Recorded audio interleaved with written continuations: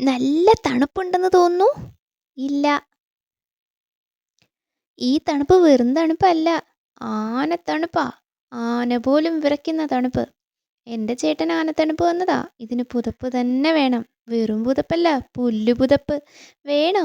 5 മീനും 10 മുട്ടയും തന്നാ മതി. വേണ്ട.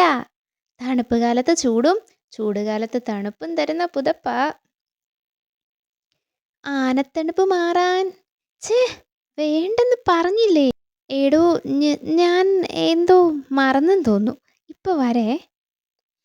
എടോ, ആനത്തണുപ്പിന്റെ പുതപ്പ് എനിക്ക് വേണം. ഇതാ മീനും മുട്ടയും. പിന്നെന്താ, എൻ്റെ കൂടെ വാ. ഹിഹി.